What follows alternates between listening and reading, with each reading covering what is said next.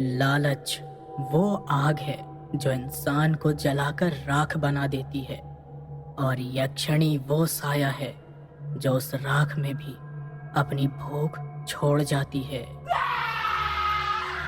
ये कहानी करीब 5 साल पहले की है और ये बिल्कुल सच्ची घटना है, तो आप लोग इसे काल्पनिक कहानी समझने की भूल ना करें।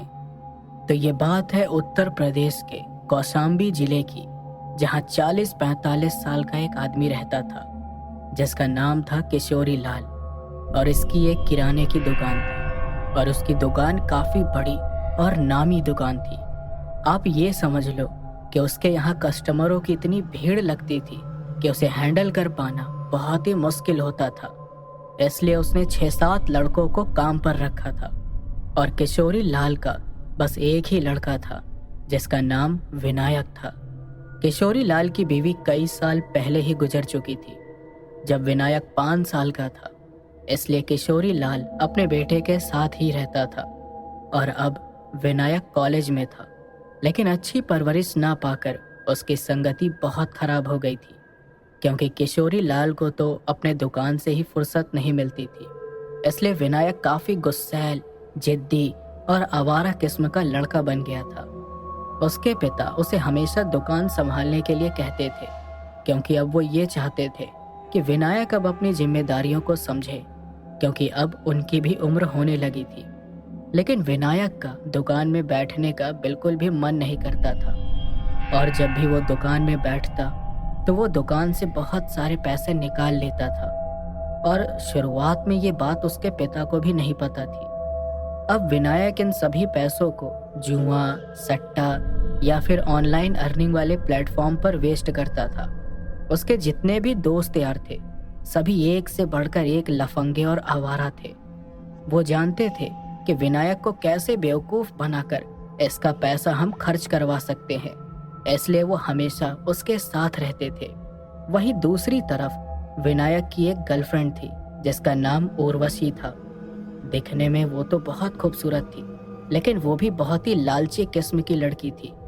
वो विनायक के साथ इसलिए रहती थी क्योंकि विनायक उसे हर रोज कई हजार रुपए की शॉपिंग करवाता था, जिसके चलते वो विनायक के साथ रहती थी।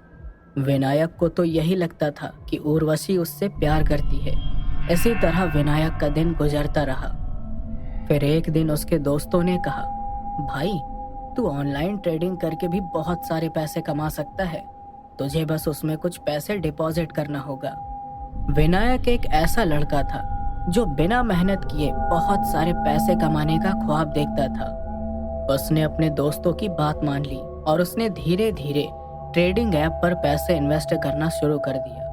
अब एक बात मैं आपको ये कहना चाहता हूँ कि देखिए, ट्रेडिंग कोई बुरी चीज़ नहीं है, लेकिन जब तक हमें उसका पूरा नॉलेज ना हो तब तक हमें इस तरह की चीज़ों में कभी भी अपना पैसा इन्वेस्ट नहीं करना चाहिए, नहीं तो सिर्फ आपका घाटा ही होगा। और यही बात विनायक पर भी लागू होती थी। उसे भी ट्रेडिंग के बारे में कुछ भी नहीं पता था, लेकिन वो अपने दोस्तों के कहने पर ऑनलाइन ट्रेडिंग में पैसे इन्वेस्ट करने लगा। कभी कदार तो उसे 2000 का प्रॉफिट भी हो जाता था, लेकिन धीरे धीरे उसके मन में लालच बढ़ने लगा और उसने सोचा, क्यों ना मैं ज़्यादा पैसे इन्वेस्ट करके बहुत ज़्यादा प्रॉफिट कमा सकता हूँ। तो उसने 10 लाख रुपए लगाए, लेकिन उसका सारा पैसा लॉस में चला गया। वो इस चीज़ से इतना परेशान हो गया कि उसे कुछ समझ में ही नहीं आया। फिर उसने अपने दोस्तों से कुछ पैसे उधार मांगे, तो उसके दोस्तों ने साफ इनकार कर दिया और कहा, भाई हमारे पास तो पैसे नहीं हैं। ये सुनकर विनायक को गुस्सा आ गया और उसने कहा, अबे सालो, इतने सालों से मैंने तुम्हारे पीछे बहुत सारे पैसे खर्च किए, और आज जब मुझे पैसों की जरूरत है तो तुम लोग मना कर रहे हो। ऐसे ही विनायक और उसके दोस्तों में बहस होने लगी, और बहस करते करते कब वो लड़ाई में तब्दील हो गया ये पता ही नहीं चला। विनायक को उसके दोस्तों ने उसे बहुत मारा, और तब उसे एहसास हुआ कि उसके जितने भी दोस्त थे वो केवल पैसों के लिए ही उसके साथ रहते थे। उसको बहुत चोटें आई थी, और जब ये बात उसके पिता को पता चली तो उसने तुरंत अस्पताल में एडमिट करवाया। अस्पताल में विनायक को देखने के लिए उसकी गर्लफ्रेंड भी आई हुई थी। उसकी गर्लफ्रेंड ने जब उससे पूछा कि ये सब कैसे हुआ, तब विनायक ने उसे सारी बात बताई। और जब उसने कहा कि अब मेरे पास एक भी रुपए नहीं है, मैं पूरे पैसे ट्रेडिंग में हार गया, तो उसकी बातें सुनकर उर्वशी का मुंह तो ऐसे बन गया जैसे कि अब उसे उस पर घिन आने लगी।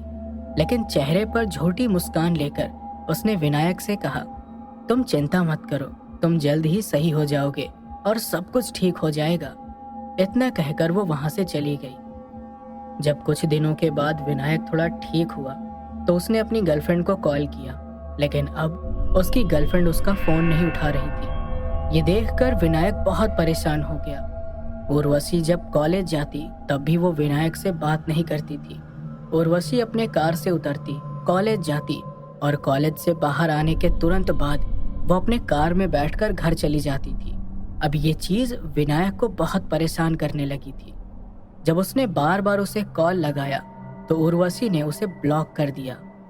विनायक रात भर नहीं सो पाया और उसे समझ नहीं आया कि आखिर उर्वशी को हो क्या गया है।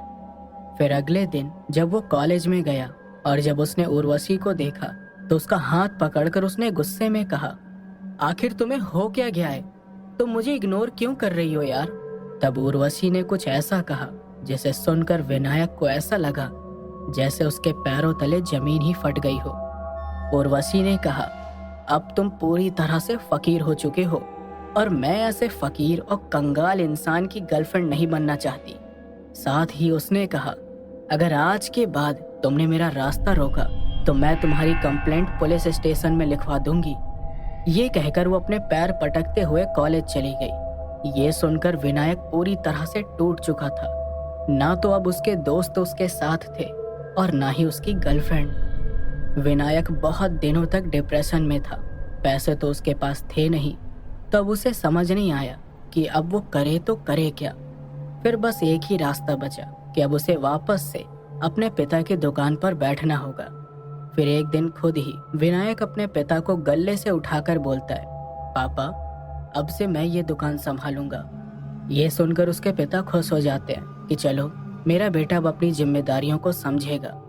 लेकिन शायद ये उसके पिता की ज्यादा दिनों की खुशी नहीं थी, क्योंकि दोस्तों ये सच्चाई है जिसको अगर एक बार जुआ, सट्टा और ऑनलाइन गेमिंग से पैसे कमाना, ऑनलाइन ट्रेडिंग करना या फिर ऐसे ही बहुत सारे सोर्सेज हैं जिसमें बिना मेहनत किए हम लाखों रुपए कमाने का सपना देखते हैं, हमें उसकी आदत लग जाती है। विनायक तो इसलिए बैठा था क्योंकि अब उसके पास पैसे तो थे नहीं, इसलिए वो अपने पिता को धोखा दे रहा था एक तरीके से। धीरे धीरे दिन गुजरते गए और विनायक थोड़े थोड़े पैसे लगाकर ट्रेडिंग करता था, लेकिन हर बार उसको उसमें घाटा हो जाता। फिर इसी तरह एक दिन दोपहर को जब वो दुकान में अकेला बैठा था, तभी एक आदमी उसके दुकान पर खाना मांगने के लिए आया। वो आदमी दिखने में बड़ा ही अजीब था। पूरा शरीर एकदम गंदा और उसने पूरे काले कपड़े पहन रखे थे। दाढ़ी एकदम लंबी, बाल एकदम बड़े बड़े और बिल्कुल गंदे थे। विनायक उदास होकर अपने दुकान पर बैठा था तो उस आदमी ने कहा, क्या हुआ बेटा, ऐसे क्यों उदास बैठे हो?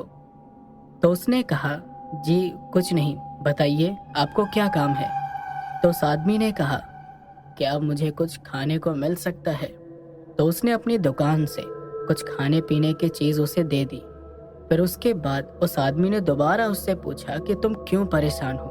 तब विनायक ने उसे बताया कि जब भी मैं जुआ या सट्टा खेलता हूँ तो हर बार मुझे घाटा ही हो जाता है। ये सुनकर उस आदमी ने कहा, बस इतनी सी बात? ये सुनकर विनायक ने कहा, आपको लगता है कि ये बस इतनी सी बात है? अगर आपका भी लाखों रुपए इस चीज में डूबे हुए होते ना, तब आपको भी पता चलता। तो वो आदमी बोला, अरे बेटा, हम तो फकीर आदमी हैं, हमें इन सब पैसों की क्या जरूरत है? इतना बोलकर वो आदमी थोड़ी देर के लिए शांत हो गया और फिर उसने कहा, मेरे पास एक रास्ता है जिससे तुम कभी भी जुआ या सट्टा खेलोगे तो तुम्हें कभी भी नुकसान नहीं होगा। ये सुनकर विनायक ने कहा, कौन सा ऐसा तरीका है आपके पास? तो उस आदमी ने अपने झोले से एक पुरानी सी किताब निकाली। फिर उस आदमी ने कहा, ये किताब लो, इसमें तुम्हारे सभी सवालों के जवाब मिल जाएंगे, लेकिन याद रखना इसके बारे में तुम कभी भी किसी से कुछ मत कहना। वो किताब उसके काउंटर पर रख कर वो आदमी चला जाता है। विनायक पूरा दिन उस किताब को नहीं खोलता है, पर जब रात को वो अपने कमरे में सोने जाता है तब उसका मन बहुत बेचैन रहता है। तभी उसे किताब का ख्याल आता है और वो बिस्तर पर बैठकर उस किताब का पहला पन्ना खोलता है तो उसे पहले पन्ने पर एक स्त्री की तस्वीर दिखती है। आप लोग ऐसा समझ सकते हैं कि ना तो हम उसे सुंदर कह सकते थे और ना ही डरावनी कह सकते थे, क्योंकि उसकी शक्ल तो डरावनी थी, बट उसका पूरा बदन एक सुंदर स्त्री की तरह था और वो कोई और नहीं बल्कि खुद यक्षिणी थी।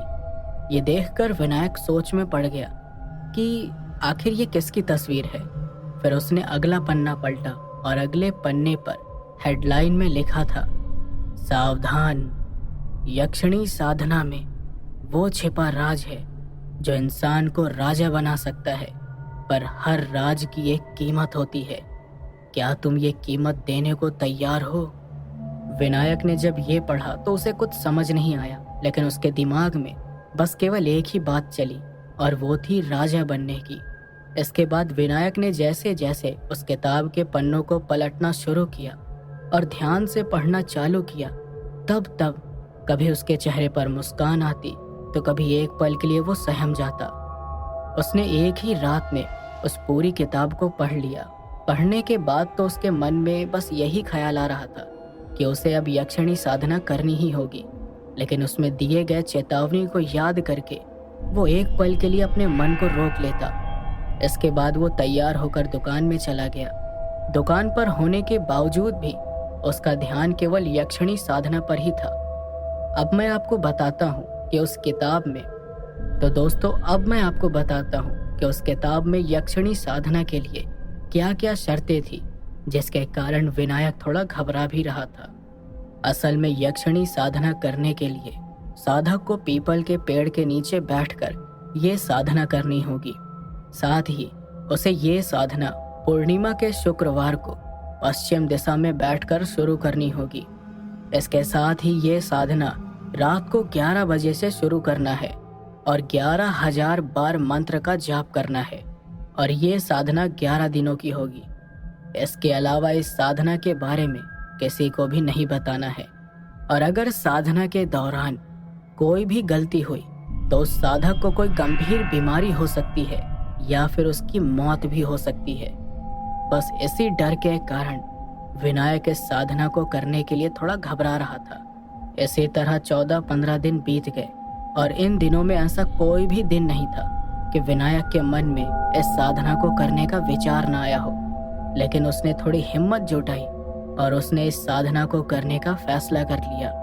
लेकिन सबसे बड़ी बात तो ये थी कि उसे पीपल के पेड़ के नीचे ये साधना करनी थी और उसे ये साधना ऐसी जगह करनी थी कि कोई उसे देख न पाए।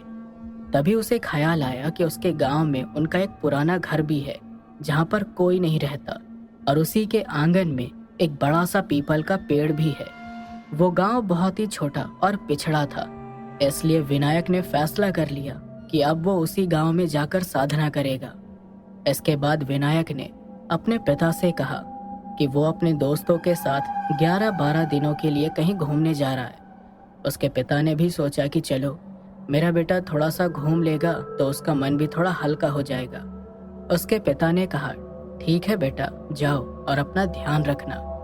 इसके बाद विनायक ने सारी तैयारी कर ली थी। उसी दिन दोपहर को वो अपने गांव के लिए निकल गया। रात के 7:30 या 8 बजे तक वो अपने गांव में पहुंचा। जब वो गांव के रास्ते से अपने घर की ओर जा रहा था तो उसके दोनों तरफ सरपत के पौधे थे और साथ ही एक पतली सी नदी थी। आसपास से झींगुर और कीड़े मकोड़ों की आवाज सुनाई दे रही थी।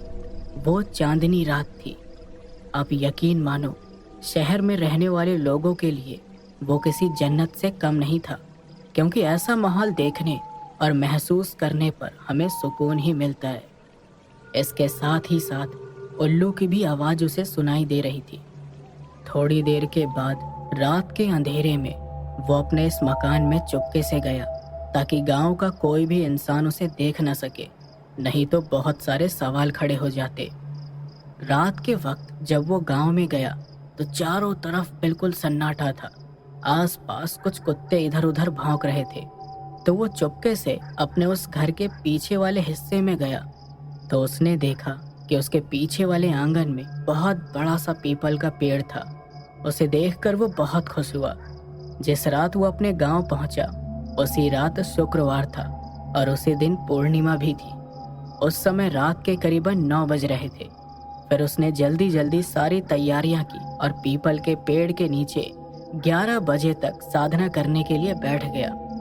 दोस्तों, अब साधना में कौन सी सामग्री लगने वाली थी और क्या क्या क्रियाएं होने वाली थी वो तो मैं आपको नहीं बता सकता, क्योंकि इसे गुप्त रखा गया है। क्योंकि अभी कुछ दिन पहले ही आप में से ही किसी एक सब्सक्राइबर ने मुझसे अप्सरा साधना के बारे में पूछा था, जो कि मैंने अपनी वीडियो में बताया था। और मैंने मंत्र को छोड़कर बाकी सारी विधि मैंने बताई, जिसके कारण वो सब्सक्राइबर भी उस अप्सरा साधना को करने के लिए उतावला हो रहा था। अगर आपको यकीन नहीं है तो आप स्क्रीन पर ये स्क्रीनशॉट देख सकते हैं। बस यही कारण है कि मुझे इस साधना की क्रियाएं, मंत्र और जो कुछ भी गुप्त रखने वाली चीज़ है मैं उसको आप लोगों को नहीं बता सकता। लेकिन हाँ, उस साधना के दौरान विनायक के साथ क्या क्या अनुभव हुए वो मैं अब आपको विनायक के नज़रिए से बताऊंगा। साधना के पहले दिन तो मुझे कुछ भी महसूस नहीं हुआ। जब मुझे थोड़ा भी डर नहीं लगा तो मैंने सोचा कि ये साधना बड़ी आसान है। इसी तरह एक दिन और बीत गया। लेकिन तीसरे दिन जब मैंने साधना में ध्यान लगाया तब ध्यान करते करते ही मुझे भय की अनुभूति होने लगी थी। किसी प्रकार से ध्यान संपन्न करने के बाद मैंने जाप करना प्रारंभ किया। पास में ही नदी का किनारा था तो झींगुर की आवाज़ तो स्वाभाविक रूप से आनी ही थी। सन्नाटे को चीरती हुई वो आवाज़ दिल में भय पैदा करने के लिए काफ़ी थी। रात को लगभग 1 बजे का समय रहा होगा जब मुझे जोर से पेशाब करने की इच्छा हुई, लेकिन नियम अनुसार आसन से उठना नहीं था और ऐसी कोई भी स्थिति आने पर आसन पर बैठे बैठे उसे संपन्न करना था। मैंने आसन पर बैठे बैठे ही मूत्र त्याग दिया, लेकिन मंत्र जाप जारी ही था। उस रात कई बार मल मूत्र का त्याग हुआ और उसी आसन पर मुझे ये सब करना पड़ा। ये सब करते हुए मुझे वास्तव में बहुत घिन आ रही थी। अपने निर्णय पर कहीं ना कहीं मुझे पछतावा भी हो रहा था कि ये मैं क्या कर रहा हूँ, लेकिन अब कुछ भी नहीं हो सकता था। अब या तो मुझे ये साधना या अपनी जान से हाथ धोना था। जैसा कि आप लोग जानते हैं, अपनी जान सबको प्यारी होती है और मुझे भी प्यारी थी। इसलिए मैं ना चाहते हुए भी वो सब करने के लिए अब पूरी तरह से बंध चुका था। फिर थोड़ी देर के बाद मुझे ऐसा लगा जैसे उस पेड़ के आसपास कोई टहल रहा हो। वो दिखाई तो नहीं दे रहा था, लेकिन ये स्पष्ट पता चल रहा था कि वहाँ कोई ना कोई तो मौजूद है। ये बात मन में आते ही मुझे थोड़ी घबराहट सी होने लगी, लेकिन डर से कांपते हुए भी मैंने मंत्र जाप करना नहीं छोड़ा। आंगन में अजीब अजीब सी आकृतियां दिखने लगी थी। फिर एक अजीब सी स्त्री पीपल के पेड़ की टहनी पर दिखाई देने लगी, जिसकी ऊंचाई लगभग 9 फुट के आसपास रही होगी। उसका शरीर ऐसा लग रहा था जैसे कंकाल के ऊपर चमड़ी लपेट दी गई हो। उसका रंग बिल्कुल काला और नीला था, जैसे जले हुए शव का होता है। उसके हाथ पांव बांस के पतले डंडों की तरह लग रहे थे और उसका चेहरा काफी बड़ा सा था। उसके बाल कमर तक बिखरे हुए थे और नुकीले दांत बाहर की तरफ निकले हुए थे। वो काफी देर तक मुझे क्रोधित होकर देखती रही और उसके बाद उसने अपने बाएं हाथ से मेरे बाल पकड़कर खींचा और गाल पर एक जोरदार तमाचा जड़ दिया। मुझे ऐसा लगा कि मेरे 2-4 दांत अपनी जगह से हिल गए। इतनी जोर का तमाचा था वो। मामला लेकिन इतने पर ही खत्म नहीं हुआ। हर 5 मिनट में वो कभी तमाचा मारती, कभी बाल पकड़कर खींचती, तो कभी मेरे ऊपर लातों की बौछार कर देती। यही नहीं, अपने लंबे लंबे नाखूनों से उसने मेरे पूरे शरीर को नोच डाला। शरीर का कोई हिस्सा ऐसा नहीं बचा था जिस पर नाखून के निशान मौजूद नहीं थे। हर जगह मुझे दर्द हो रहा था। रात भर यही चलता रहा। फिर किसी तरह से मेरा ये मंत्र जाप सुबह तक चला। फिर ऐसे ही कई दिनों तक मेरे साथ बड़ी ही अजीब अजीब सी घटनाएं होने लगी। इसी तरह करते करते 10 दिन बीत गए और आज की रात यानी 11वीं और आखिरी रात जब मैं साधना करने बैठा, उस समय तो मेरे साथ जो अनुभव हुआ उसे याद करके डर के मारे मेरा पूरा गला सूख जाता है। जब मैं वो साधना कर रहा था तो पूरी रात मुझे कुछ भी डरावना महसूस नहीं हुआ, लेकिन जब साधना खत्म होने में केवल 2 घंटे बचे थे, तब उन 2 घंटों में मेरे साथ जो जो हुआ, अगर वो किसी और इंसान के साथ होता तो मुझे नहीं लगता कि वो जिंदा बच पाता। उस दौरान मुझे ऐसा महसूस हुआ कि मेरे पिता मुझे आवाज देकर पुकार रहे हैं। जैसे ही मेरा ध्यान उस तरफ हुआ तो मैंने देखा कि मेरे पिता जमीन पर लेटे हुए हैं और एक भयानक सी दिखने वाली स्त्री ने पहले तो मेरे पिता को चूमा और फिर उनके पूरे शरीर को धीरे धीरे चूमने लगी। लेकिन तभी उस औरत का चेहरा अचानक से गुस्से में भर गया और उसने मेरे पिता के पेट को चीरकर उनकी सारी अतड़ियों को बाहर निकालकर उन्हीं के ऊपर बैठकर खाने लगी। मेरे पिता दर्द से चिल्ला रहे थे। ये देख मेरे आंखों से आंसू तो निकल रहे थे, लेकिन मैंने अपना मंत्र जाप नहीं छोड़ा था। ऐसी भयानक स्थिति को देखकर मेरा मनोबल टूटने लगा था, इसलिए मैंने अपनी आंखें बंद कर ली।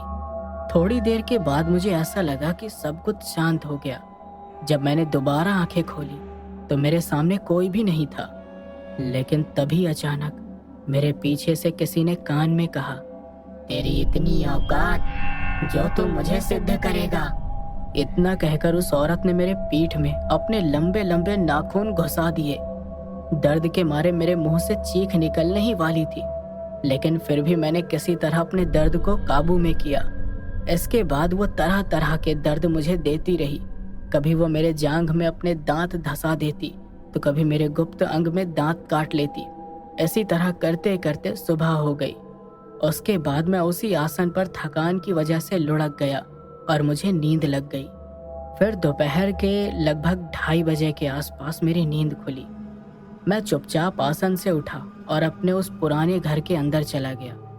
अब इतने सालों से वहां कोई रहता तो नहीं था, तो घर की स्थिति पूरी तरह से खराब थी। कमरे की स्थिति देखकर मेरी हालत खराब हो गई, क्योंकि आसपास मकड़ी के जाले भरे हुए थे। साथ ही इतनी गंदी बदबू आ रही थी जैसे कि वहां पर कई सारे चूहे मरे हुए हैं। मैं किसी पागल आदमी की तरह उस गंदे बदबूदार कमरे में पड़ा हुआ था। कमरा पूरा दुर्गंध से भरा हुआ था। काफी देर तक मैं उसे बर्दाश्त करता रहा। फिर मुझे उल्टी सी आने लगी, लेकिन अपने आप को किसी तरह काबू करके मैं लेटा हुआ था और मन में सोच रहा था, 11 दिन तो पूरे हो गए, लेकिन अभी तक मुझे वो यक्षिणी सिद्ध नहीं हुई। कहीं वो किताब झूठी तो नहीं थी। बस यही सब सोचते हुए मैं कब सो गया मुझे पता ही नहीं चला। थोड़ी देर के बाद मुझे ऐसा लगा जैसे कमरे में कोई आया। मैंने आंख खोलकर देखा तो एक महिला खड़ी हुई थी जो पूरी तरह से निर्वस्त्र थी। उसे देखने से उसकी उम्र लगभग 20-22 वर्ष की लग रही थी और उसकी ऊंचाई लगभग 5 फुट के आसपास रही होगी। उसके बाल रूखे रूखे से झाड़ू जैसे थे और दांत बाहर की ओर निकले हुए थे। आंखें बिल्कुल बड़ी बड़ी सी थी। वो किसी धुंध के जैसे दिख रही थी। मैं उसे देख पा रहा था, लेकिन वो पूरी तरह से साफ नहीं दिख रही थी। कुछ देर तक वो उसी प्रकार से खड़ी रही। फिर धीरे धीरे वो मेरे पास आने लगी। जैसे जैसे वो मेरे पास आती जा रही थी, उसकी झलक साफ होती जा रही थी। चलते चलते वो मेरे काफी करीब आ गई। अब वो पूरी तरह से मुझे स्पष्ट दिखने लगी थी। उसने मेरा एक चक्कर लगाया, जैसे करीब से देखने की कोशिश कर रही हो। फिर वो मेरे पाँव के पास जाकर खड़ी हो गई। फिर उसने दूसरा चक्कर लगाया और इस बार वो मेरे सर के पास जाकर खड़ी हो गई। ऐसा लग रहा था जैसे वो सभी तरह से मेरा निरीक्षण कर रही हो। थोड़ा समय और गुजरा होगा और तभी वो आगे बढ़कर मेरे बगल में आकर लेट गई। मैंने खिसकने की कोशिश की और अपने स्थान से 1 फीट खिसक कर लेट गया, लेकिन फिर वो मेरे करीब आ गई और उसके हाथ मेरे सीने पर रखे हुए थे। मैंने फिर से खिसकने की कोशिश की, लेकिन इस बार उसने मेरी कमर के नीचे से अपना बायां हाथ डाल दिया और मुझे कस के जकड़ लिया। सच बता रहा हूँ, उसकी पकड़ इतनी मजबूत थी कि मैं अपने स्थान से हिल भी नहीं पाया और उसी प्रकार पड़ा रहा। मैं किसी अनजानी आशंका से भयभीत हो रहा था कि पता नहीं अब आगे क्या होगा, लेकिन वो दिखने में डरावनी लग रही थी। एक बार मेरे मन में ये ख्याल आया, क्या ये यक्षिणी है?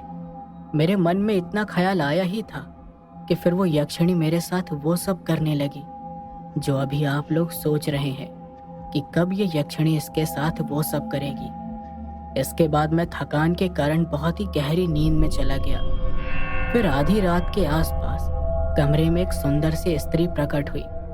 उसकी उम्र लगभग 30 वर्ष के आसपास की लग रही थी। वो पूरी तरह से निर्वस्त्र थी। उसके गले में हड्डियों की माला पड़ी हुई थी और उसका शरीर कुछ कुछ नीला सा दिख रहा था। मैं सच बता रहा हूँ, मैंने अपने जीवन में कभी भी इतने सुंदर स्त्री नहीं देखी थी। वो आकर मेरे बगल में बैठ गई और उसने मुझसे कहा, आखिरकार तुमने मुझे सिद्ध कर ही लिया। तो मैंने मन में सोचा, क्या यही यक्षिणी है? तो जो दिन में आई थी वो कौन थी? तभी उस यक्षिणी ने कहा, वो मैं ही थी। उसकी बात सुनकर मुझे ऐसा लगा जैसे कि वो मेरे मन की बातों को पढ़ रही है। तो यक्षिणी ने कहा कि तुम्हारे मन में जो भी सवाल उठेंगे वो सारी चीज़ मुझे पता चल जाएगी, लेकिन पहले तुम मुझे ये बताओ कि तुम मुझे किस रूप में सिद्ध करना चाहते हो। विनायक ने किताब में पढ़ा था कि यक्षिणी को 3 रूप में सिद्ध किया जा सकता है, माँ, बहन और प्रेमिका के रूप में। अगर हमें धन, दौलत, ऐशो आराम चाहिए तो हमें यक्षिणी को प्रेमिका के रूप में सिद्ध करना होगा। तो विनायक ने कहा कि मैं तुम्हें प्रेमिका के रूप में सिद्ध करना चाहता हूँ। इसके बाद यक्षिणी ने कहा कि मेरी कुछ शर्तें हैं। इसके बाद मैं जीवन भर सिर्फ तुम्हारी ही रहूंगी। मेरी पहली शर्त यह है कि तुम मेरे अलावा किसी भी स्त्री के बारे में नहीं सोचोगे और ना ही उसके साथ किसी भी तरह का संबंध बनाओगे। दूसरी शर्त यह है कि तुम मेरे बारे में किसी से कुछ भी नहीं बताओगे। और आखिरी शर्त यह है कि हर अमावस की रात तुम मुझे संतुष्ट करोगे। तो विनायक ने कहा, बस यही शर्तें हैं? तो यक्षिणी ने कहा, हाँ, और अब अगर तुमने इन शर्तों को गलती से भी तोड़ा तो याद रखना, उस दिन तुम मेरा क्रोधित रूप देखोगे और मैं तुम्हारी जिंदगी पूरी तरह से नाश कर दूंगी। तो विनायक ने कहा, नहीं नहीं, ऐसा मैं कभी भी नहीं होने दूंगा। इसके बाद यक्षिणी ने कहा, बताओ क्या चाहते हो तुम? तो विनायक ने कहा कि अभी तो मुझे कुछ नहीं चाहिए, अभी मैं बस अपने घर वापस जा रहा हूँ। जब मुझे तुम्हारी जरूरत होगी तो मैं तुम्हें बुला लूंगा। विनायक के इतना कहते ही यक्षिणी वहां से गायब हो जाती है। इसके बाद विनायक अच्छे से नहा धोकर नए कपड़े पहनकर अपने शहर वापस लौट जाता है। जब वो अपने घर पर वापस लौटा तो उसके पिता ने जब उसे देखा तो वो हैरान रह गए, क्योंकि 11 दिनों में विनायक का वजन बहुत कम हो गया था। तो विनायक ने अपने पिता से बताया कि जहाँ पर मैं गया था वहाँ का पानी मुझे सूट नहीं हुआ, जिसकी वजह से मेरी तबीयत थोड़ी खराब हो गई थी, लेकिन अब मैं पूरी तरह से ठीक हूँ। इतना कहकर वो अपने कमरे में सोने के लिए चला गया। विनायक को अभी भी यकीन नहीं हो रहा था कि आखिरकार उसने यक्षिणी को सिद्ध कर ही लिया। तो दोस्तों, यक्षिणी की ये कहानी का पहला पार्ट यहीं पर खत्म हुआ। इसके आगे क्या हुआ, विनायक ने यक्षिणी को सिद्ध करने के बाद क्या क्या किया और आगे उसके साथ क्या क्या होने वाला था, ये सब आपको दूसरे पार्ट में पता चलेगा। तो कमेंट करके बताओ कौन कौन एक्साइटेड है सेकंड पार्ट को सुनने के लिए, और ये पहला पार्ट आपको कैसा लगा ये आप कमेंट में ज़रूर बताना।